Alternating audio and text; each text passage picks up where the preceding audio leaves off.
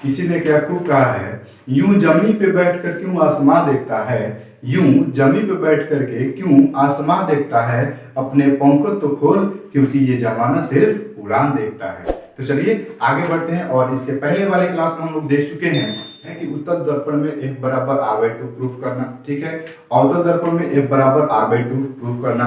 और आज की इस क्लास में बढ़ेंगे उससे आगे और देखेंगे इस क्लास में हमारा क्वेश्चन क्या है। तो पहला जो क्वेश्चन हम लोग को दी गई है वो है अनुबंध फोकस से आप क्या समझते हैं। अनुबंध फोकस होती क्या है वो ध्यान सुनिए। दो बिंदुओं के बीच में जो प्रतिबिंब बने उसको ही हम कहते हैं अनुबंध फोकस, ठीक है, अनुबंध फोकस। अब थोड़ा चलते हैं हम लोग इसका डिफिनेशन पे और देखते हैं होता क्या है, ठीक है।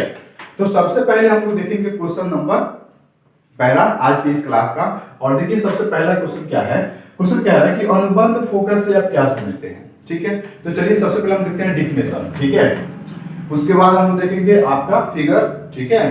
चलिए आगे बढ़ते हैं। दिया गया है गोलीय दर्पण के प्रधान अक्ष पर स्थित ऐसी दो बिंदुएं जिनमें एक बिंदु पर वस्तु को रखने से उसका प्रतिबिंब दूसरे बिंदु पर बनता है, तो वे दोनों बिंदु अनुबंध बिंदु कहलाता है, ठीक है। तो देखिए यहाँ पे हमारे पास एक है गोलीय दर्पण, इसमें एक वस्तु को हम लोग रख रहे हैं बी और ए के पास, ठीक है। तो इसका प्रतिबिंब जो है ना वो बन रहा है ए डैश और बी डैश। तो यहाँ पे देखिए फिर इस वस्तु को यदि इसके पास रखेंगे यानी कि एफ और सी के बीच रखेंगे तो फिर हमारा प्रतिबिंब यहाँ पे बनेगा, ठीक है, यानी कि अनंत पे बनेगा। तो उसी तरह से यहाँ पे बोला गया है कि अनुबंध फोकस से आप क्या समझते हैं। तो अनुबंध फोकस क्या होता है, दो बिंदुओं के बीच का जो दूरी है वो अगर अल्टरनेट करके यानी कि चेंज करके फिर रखा जाए इस वस्तु को उसके जगह पे उसको इसके जगह पे तो सेम प्रतिबिंब बनेगा, ठीक है। चलिए तो हम देखेंगे, देखिए हमारे पास है एक गोलीय दर्पण और इस दर्पण में एक वस्तु को हम रखे हैं बी पर और ए और बी ये हमारा वस्तु है, इसका प्रतिबिंब बन रहा है ए डैश और बी डैश, ठीक है। तो चलिए हम बढ़ते हैं आगे। अगला जो क्वेश्चन है अवतल दर्पण और उत्तल दर्पण में अंतर स्पष्ट करें। देखिए जो भी बच्चे अभी 2023 में एग्जाम देने वाले हैं उनके लिए ये VVI क्वेश्चन है, ठीक है। तो चलिए इन दोनों में हम लोग अंतर देखते हैं और चार हम लोग अंतर इसमें लिखने का प्रयास करेंगे। क्या होगा अंतर, देखिए लिखेंगे अवतल दर्पण में अवतल दर्पण का परावर्तक सतह धंसा हुआ रहता है। आप यदि इसके पहले वाली क्लास या फिर जो भी क्लास आप अटेंड नहीं की हैं तो आपको यहाँ पे देखिए इस चैनल पे आपको प्लेलिस्ट बनी हुई है, वहां से जाकर के इसके पहले वाले जितने क्लास चले हुए हैं वो सभी को आप नोट कर सकते हैं। और यहाँ पे जो भी आपको क्वेश्चन बताई जा रही है वो 2023 के लिए इंपॉर्टेंट है, ठीक है। चलिए बढ़ते हैं जी। अवतल दर्पण और उत्तल दर्पण में हम लोग को दिखानी है अंतर। तो पहला लिखेंगे अवतल दर्पण में अवतल दर्पण का परावर्तक सतह धंसा हुआ रहता है और उत्तल दर्पण का परावर्तक सतह उभरा हुआ रहता है यानी कि खुला हुआ रहता है, ठीक है। आगे बढ़ते अवतल दर्पण में दूसरा नंबर लिखेंगे अवतल दर्पण में बना प्रतिबिंब वास्तविक होता है। क्या होता है, वास्तविक होता है। उत्तल दर्पण में बना प्रतिबिंब हमेशा काल्पनिक होता है, ठीक है। ये दो हो गया। अब लिखेंगे तीसरा नंबर अवतल दर्पण को अभिसारी दर्पण भी कहा जाता है। अवतल दर्पण को क्या कहते हैं जी, अभिसारी दर्पण भी कहा जाता है। और उसी तरह से उत्तल दर्पण को अपसारी दर्पण भी कहा जाता है। तो लिखेंगे 3 नंबर उत्तल दर्पण को अपसारी दर्पण कहा जाता है।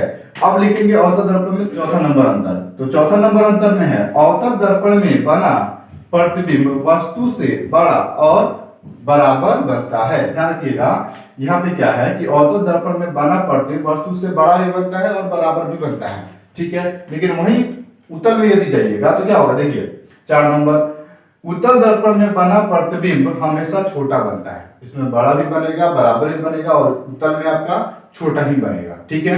तो ये क्वेश्चन आपका क्लियर हो गया। अब हम बढ़ेंगे आगे। अगला क्वेश्चन मोटर गाड़ी के हेडलाइट अग्रदीप में परवलयिक दर्पण का उपयोग किया जाता है क्यों। क्या रीजन है कि उसका उपयोग किया जाता है, कोई तो रीजन होना चाहिए ना जी, ठीक है। तो देखेंगे हम सबसे पहले डिफिनेशन कि आखिर उसका यूज क्यों करते हैं परवलयिक दर्पण को, ठीक है। चलिए तो परवलयिक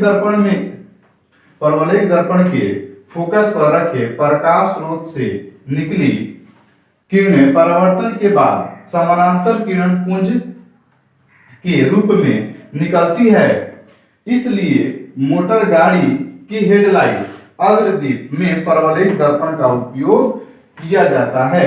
उपयोग किया जाता है ताकि उसके फोकस पर रखे प्रकाश स्रोत की उच्च तीव्रता के समानांतर प्रकाश पुंज प्राप्त हो सके। देखिए परवलयिक दर्पण को मोटरसाइकिल के हेडलाइट में इसलिए यूज किया जाता है कि जब भी आप कोई वाहन देखे होंगे उसके सामने यदि जो आपको लाइट दिखेगा, वो जब भी कोई ड्राइवर जो होता है वो लाइट जलाता है तो देखिएगा बहुत दूर तक वो फैल जाता है, ठीक है, और बहुत अधिक स्पीड तक। तो इसी रीजन के कारण वो फैलने की प्रक्रिया, देखिए एक जगह एक लाइट छोटा सा जलता है जिसको बहुत सारे दूर तक उसको रिफ्लेक्ट किया जाता है। इसी के कारण हम लोग क्या करते हैं, मोटरसाइकिल या फिर गाड़ियों के अग्रदीप में हम लोग परवलयिक दर्पण का उपयोग करते हैं ताकि वो क्या करता है, एक जगह अगर कोई लाइट जलेगा तो उसको बहुत ज्यादा फोकसरित कर देता है, ठीक है, और बहुत अधिक दूर तक वो फोकस पहुंचाता है, जिसके कारण से हम लोग परवलयिक दर्पण का उपयोग करते हैं। अब हम पढ़ेंगे इसका, देखेंगे इसी परवलयिक दर्पण को ही देखेंगे हम आकृति के द्वारा। तो देखिए यहाँ से बहुत सारे प्रकाश पुंज आ रहे हैं और किस पे एकत्रित हो रहे हैं जी, तो F पे एकत्रित हो रहे हैं।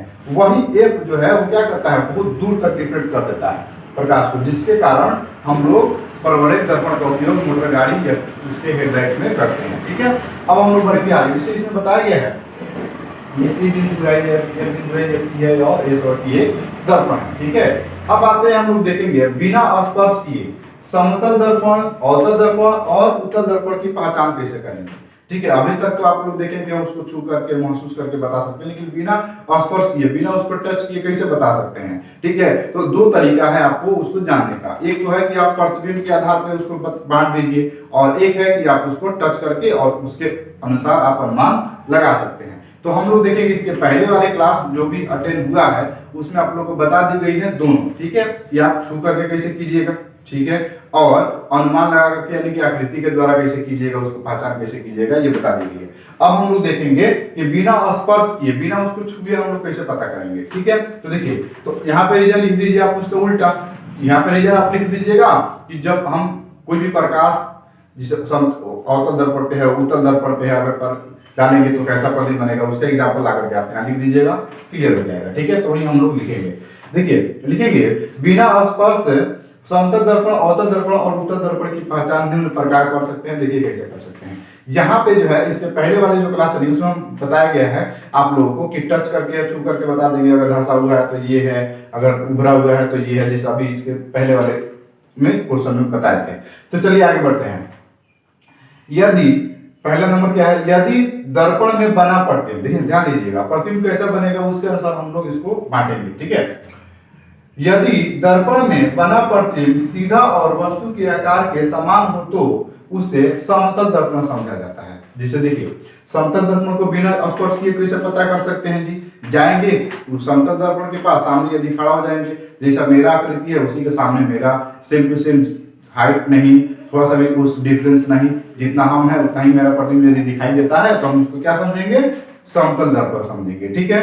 अब आते हैं आगे 2 नंबर में, यदि वस्तु को दर्पण से दूर लेकर जाया जाए तब उसका प्रतिबिंब सीधा और वस्तु से बड़ा बनता है तो उसे अवतल दर्पण समझा जाएगा। जैसे मान लीजिए वही आईना लगा हुआ है और हम बहुत पीछे चल जाए, ठीक है, बहुत पीछे चल जाए यानी बहुत दूर लेकर के चले जाएं और उसके बावजूद भी उसका प्रतिबिंब क्या बने, बड़ा बने, ठीक है, और वस्तु से, देखिए क्या बोला गया है, वस्तु से बड़ा बने, ठीक है, और सीधा भी बने, तो उसको हम क्या समझेंगे, उसको समझेंगे अवतल दर्पण समझेंगे, ठीक है। अब बढ़ते हैं आगे 3 नंबर, यदि दर्पण के सामने किसी वस्तु को कोई भी स्थिति में रखा जाए तो प्रतिबिंब सीधा और वस्तु से छोटा बनता है तो उस दर्पण को उत्तल दर्पण समझा जाता है। ध्यान दीजिएगा, यदि दर्पण के सामने किसी वस्तु को कोई भी स्थिति पर रखा जाए, किसी भी स्थिति पर रखा जाए, यदि उसका प्रतिबिंब सीधा और वस्तु से बहुत छोटा बनता है तो उसको हम किस दर्पण से जानते हैं जी, तो उसको हम बोलेंगे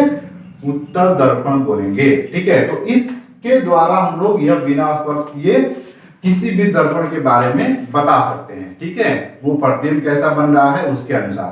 अगर कहीं पे पूछ दे कि बताइए बिना हम प्रतिबिंब को दिखाए कैसे बता सकते हैं, तो स्पर्श करने वाले एग्जांपल लिख दीजिए। अगर ये पूछे कि बिना स्पर्श किए समतल दर्पण बिना छुए अगर पता करना है तो क्या करेंगे, वहां पे प्रतिबिंब वाला डेफिनेशन लिख देंगे। और वही यदि पूछ दे कि अगर बिना प्रतिबिंब के बिना प्रतिबिंब छोटा बड़ा बन रहा है, इसके द्वारा यदि बताना हो तो कैसे लिखेंगे, तो उसके स्थान पे आप ये लिख सकते हैं कि उभरा हुआ रहता है, घसा हुआ रहता है, ये सभी चीजें। ठीक है, अगला हम लोग को देखना है चिन्ह परिपटी।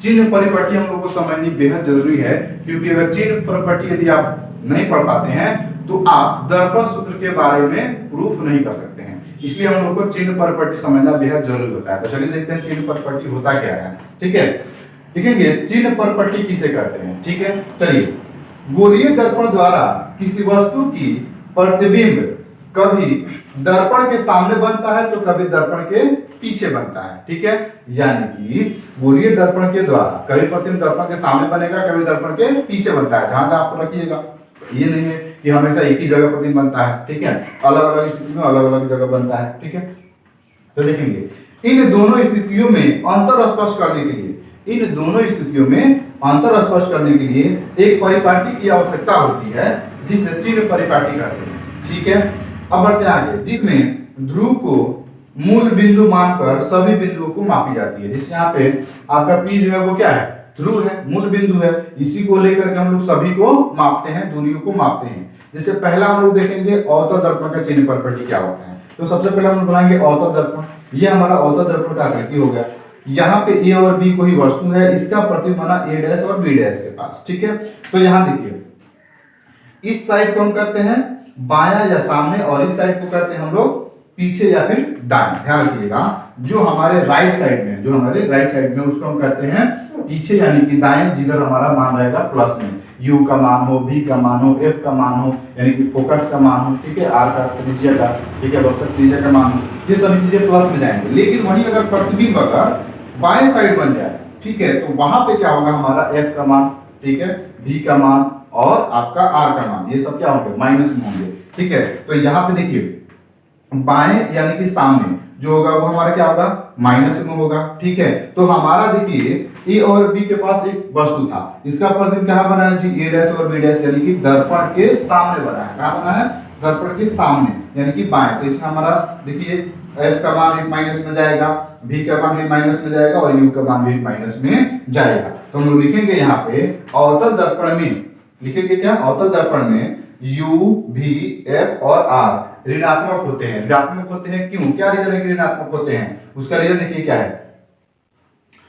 लेकिन कभी कभी प्रतिबिंब दर्पण के दाएं या फिर पीछे बनता है, तब उसमें भी प्लस में हो जाता है। ध्यान रखिएगा, जब यदि प्रतिबिंब यहां ना बन करके A' B' ना बन करके इसके ठीक सामने बन जाएगा, तो उस स्थिति में V का मान क्या हो जाएगा, प्लस हो जाएगा। ठीक है, लेकिन इसके पहले वाला अभी तो यहाँ पे क्या बना है, सब हमारा बाएं साइड बना है, यानी कि सामने बना है, तो इसमें हम क्या लिखेंगे, सब तो माइनस में लिखेंगे। तो लिखेंगे यहाँ पे वस्तु दूरी माइनस का U, प्रतिबिंब दूरी माइनस का V, फोकस दूरी माइनस का A और वक्र त्रिज्या माइनस का R। अब देखिए ये आया कहां से, वो समझिए, यानी कि हम लोग P से लेकर के, यानी कि ध्रुव से लेकर के F तक का जो दूरी है उसको हम कहते हैं फोकस दूरी। ठीक है, यहाँ पे क्लियर हो गया। उसी तरह से P से लेकर के जो हमारा प्रतिबिंब बनेगा वहां तक के दूरी को हम कहते हैं V से नोट करते हैं, जिसको हम कहते हैं प्रतिबिंब दूरी। देखिए यहाँ पे प्रतिबिंब दूरी लिखा गया है। उसी तरह से C से लेकर के P तक के दूरी को हम कहते हैं R। क्या कहते हैं, R, जिसको हम लिखते हैं वक्र त्रिज्या से। ठीक है, अगला जो है जहां पे हम लोग वस्तु को रखेंगे, जहां पे हमारा वस्तु है, ठीक है, जैसे A और B हमारा वस्तु है, तो इस A और B से लेकर के, यानी कि B से लेकर के यह P तक जहां पे हमारा वस्तु खड़ा हुआ है या फिर रखे हैं, तो A से लेकर के जो P तक का जो दूरी है उसको हम कहते हैं वस्तु दूरी। ठीक है, यानी कि जिसको हम डिनोट करते हैं U से। तो यहाँ पे लिखेंगे U हमारा क्या हो जाएगा, माइनस में हो जाएगा। ठीक है, लेकिन वहीं अगर प्रतिबिंब ये दर्पण के ठीक पीछे बन जाता या फिर दाएं बन जाता, तो हमारा क्या होता है, यही या V का मान किसमें चल जाता, प्लस में, जो कि आपको यहाँ पे लिख करके दिखाएगा। लेकिन अभी हमारा प्रतिबिंब क्या बना है जी, प्रतिबिंब हमारा दर्पण के सामने बना है, तो इस स्थिति में क्या लिखेंगे, सबका मान हम लिखेंगे माइनस में, क्योंकि स्पष्ट आपको बता दी गई है U, V, F और R का मान क्या होता है, माइनस में ही होता है। तो इसी को हम लोग देखेंगे, एक बार देखेंगे हम लोग अवतल दर्पण, इसके बाद हम लोग देखेंगे उत्तल दर्पण, और इसी को ही कहते हैं चिन्ह परिपटी। ठीक है, तो इसी के द्वारा आप सॉल्व कर सकते हैं दर्पण सूत्र को। ठीक है, दर्पण सूत्र को प्रूव कर सकते हैं। तो आज के लिए इतना ही, फिर मिलते हैं अगले क्लास में, तब तक के लिए जय हिंद, वंदे मातरम।